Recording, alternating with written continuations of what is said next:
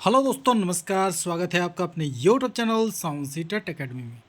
दोस्तों, अभी तक आपने मौलिक अधिकार के बारे में पढ़ा।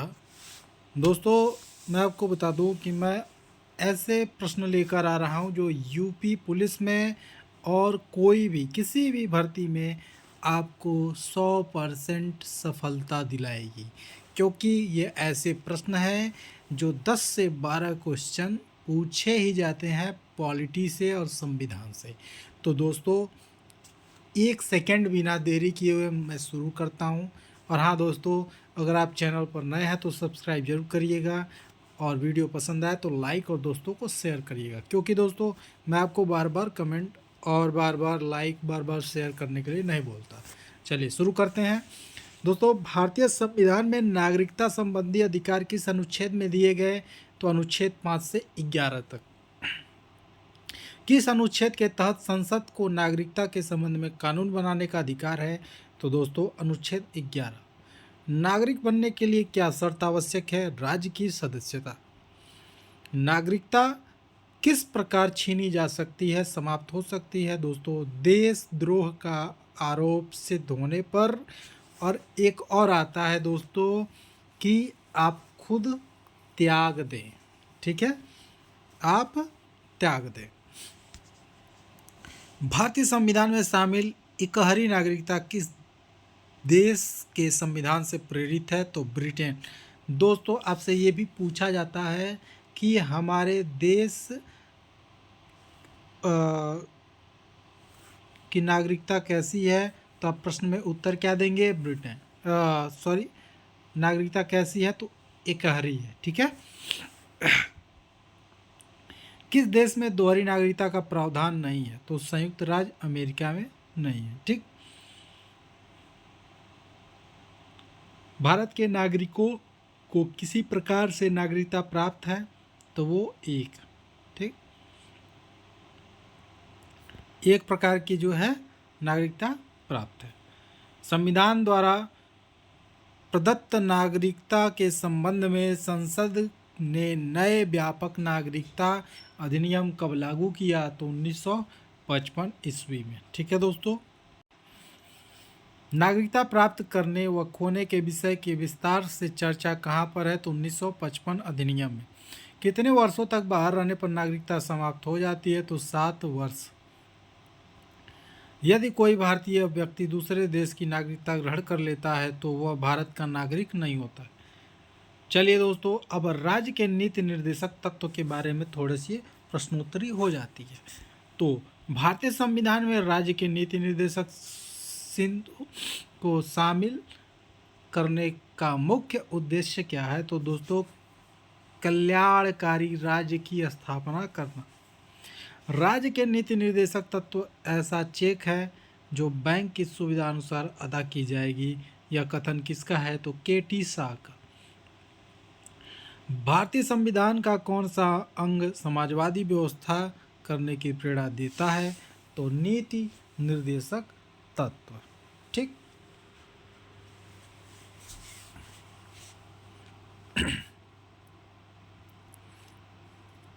संविधान में एक कल्याणकारी राज्य का आदेश कौन देता है? तो नीति निर्देशक तत्व। नीति निर्देशक तत्वों का क्रियान्वयन, हाँ,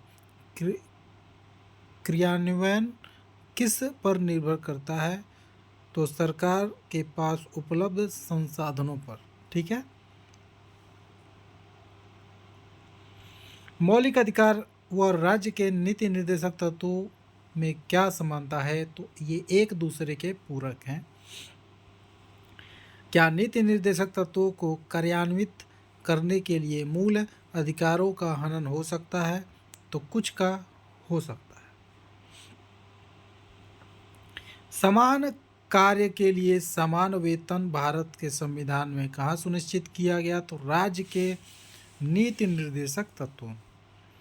भारत के संविधान के में अंतर्गत भारत के संविधान में अंतर्राष्ट्रीय सुरक्षा को प्रोत्साहन देना कहाँ सन्निहित है? तो राज्य के नीति निर्देशक तत्वों में। संविधान का कौन सा अंश भारत के नागरिकों को आर्थिक न्याय प्रदान करने का संकेत करता है?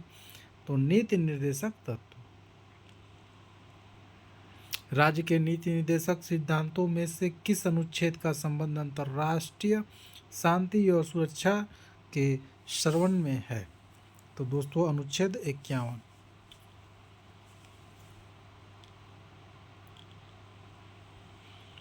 राज्य के नीति निर्देशक सिद्धांतों के अनुसार किस आयु तक बच्चों को निःशुल्क अनिवार्य शिक्षा का प्रावधान है? तो दोस्तों 6 से 14 वर्ष।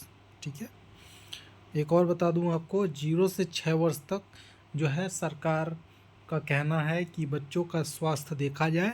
ठीक है, उनके स्वास्थ्य की देखभाल की जाए निःशुल्क में। ठीक, भारत के किस राज्य में समान नागरिक संहिता लागू है? तो गोवा में। नीति निर्देशक तत्वों का महत्व किसके लिए है? तो राज्य के लिए। सामान्य न्याय और निःशुल्क विधि सहायता का प्रावधान किस अनुच्छेद में है? तो अनुच्छेद 39A में। राज्य के नीति निर्देशक तत्वों में कौन सा अधिकार शामिल नहीं है? तो सूचना का अधिकार। ठीक है, अब भारतीय संसद का कुछ सामान्य जो है ज्ञान प्रश्नोत्तरी है। भारत की संघीय व्यवस्थापिका को किस नाम से जाना जाता है? तो संसद नाम से। भारत संसद का निर्माण कैसे भारतीय संसद का निर्माण कैसे होता है? तो लोकसभा, राज्यसभा और राष्ट्रपति के साथ। संसद के कितने सदन हैं? तो 2। संसद के किस सदन को प्रतिनिधि सभा कहा जाता है? तो लोकसभा को। संसद का स्थायी सदन कौन सा है? तो राज्यसभा। भारतीय संसद का तीसरा अंग कौन है? तो राष्ट्रपति। संसद के 2 क्रमिक अधिवेशनों के मध्य कितना समयांतराल होता है? तो 6 माह। भारतीय संसद को कौन भंग कर सकता है? तो राष्ट्रपति। भारतीय संसद की संप्रभुता किसमें प्रतिबंधित है? तो न्याय समीक्षा में। ये आपको हमेशा ध्यान रखना है कि अगर कोई भी संसद कोई भी कानून बनाती है तो सुप्रीम कोर्ट उसको पहले अपने न्याय समीक्षा में लेगा, उसको देखेगा कि ये नागरिकों के लिए, ये देश के लिए सुरक्षित है कानून कि नहीं है। अगर किसी के मौलिक अधिकारों का हनन होता है तो वो जो कानून बना है उसको तुरंत रद्द कर देगा सुप्रीम कोर्ट। ठीक है, भारतीय संसद की दोनों की संयुक्त बैठक किस संबंध में होती है? तो साधारण विधेयक से संबंधित गतिरोध को दूर करने के लिए संसद के 2 सदनों का संयुक्त बैठक कौन बुलाता है? तो राष्ट्रपति। स्वतंत्र भारत में अब तक कितनी बार संयुक्त अधिवेशन हो चुके हैं? 4 बार। ठीक है, क्या राष्ट्रपति या उपराष्ट्रपति कभी संयुक्त अधिवेशनों की अध्यक्षता करता है? कभी नहीं। एक वर्ष में कम से कम कितनी बार संसद की बैठक होना आवश्यक है? 2 बार। संसद के दोनों सदनों की संयुक्त अधिवेशनों की अध्यक्षता कौन करता है? तो लोकसभा अध्यक्ष। संसद के दोनों सदनों का सत्रावसान कौन करता है? राष्ट्रपति। संसदीय प्रणाली को कौन सी प्रथा भारत की देन है? शून्यकाल। संसद की कार्यवाही को में प्रथम विषय कौन सा होता है? तो प्रश्नकाल होता है। किस विधेयक को संसद के दोनों सदनों द्वारा अलग अलग विशेष बहुमत से पारित करना आवश्यक है? तो संविधान संशोधन विधेयक। सांसदों के वेतन का निर्माण कौन करता है? तो संसद। संसदीय प्रणाली वाली सरकार को अन्य किस नाम से जाना जाता है? तो संघीय सरकार। संविधान लागू होने के बाद सर्वप्रथम त्रिशंकु संसद का गठन कब हुआ? तो 1989 ईस्वी में। अस्थायी संसद भारत में कब तक रही? 17 अप्रैल 1952 ईस्वी। संसद भवन पार्लियामेंट हाउस का उद्घाटन कब हुआ? 1927 ईस्वी। संसद भवन पार्लियामेंट हाउस का उद्घाटन किसने किया था? तो लॉर्ड इरविन ने। भारत के संचित निधि से धन निर्गम का सॉरी भारत की संचित निधि से धन निर्गम पर किसका नियंत्रण होता है? तो दोस्तों संसद का होता है और राष्ट्रपति का भी होता है, ये आप ध्यान रखिएगा, ठीक है। क्योंकि आपातकालीन में जो है इससे पैसा निकाल कर सरकार दे सकती है, ठीक। राज्यसभा और लोकसभा की संयुक्त बैठक कब होती है? तो लोकसभा और राज्यसभा में मतभेद होने पर, ठीक।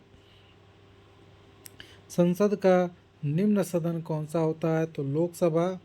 संसद का उच्च सदन कौन सा होता है? राज्यसभा, ठीक। निम्न सदन लोकसभा, संसद का जो है, और राज्यसभा उच्च सदन, ठीक है। चलिए, संसद किस सदस्य को गैर सरकारी सदस्य कहा जाता है? मंत्री के अतिरिक्त अन्य सभी सदस्यों को, ठीक है। अब दोस्तों कल हम जो है भारत के राष्ट्रपति से कुछ प्रश्नोत्तरी को तैयार करेंगे। दोस्तों एक प्रश्न बाहर नहीं आएगा, एक प्रश्न पॉलिटी का एक प्रश्न जो है आपको संविधान और राष्ट्रपति अनुच्छेद किसी से भी बाहर नहीं आएगा। तो दोस्तों आप हमारे चैनल से जुड़े रहें और चैनल को सब्सक्राइब जरूर करें। मिलते हैं अगले वीडियो में, तब तक के लिए जय हिंद दोस्तों।